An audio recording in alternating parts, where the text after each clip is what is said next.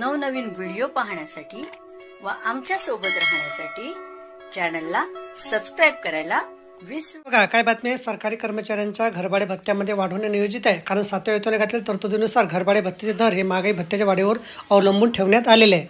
7व्या वेतन आयोगातील तरतुदीप्रमाणे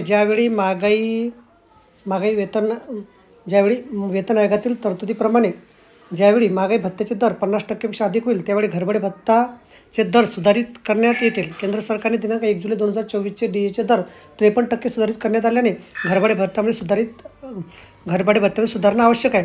सध्या सरकारी कर्मचाऱ्यांच्या वास्तव्याच्या ठिकाणानुसार मूळ वेतनाचे 27%, 18% आणि 9% असा घरभाडे भत्ता मिळतो। जर आता DAचे दर वाढले तर घरभाडे भत्त्यामध्ये वास्तव्याच्या ठिकाणानुसार मूळ वेतनाचे 30%, 20% आणि 10% अशी वाढ होणार आहे।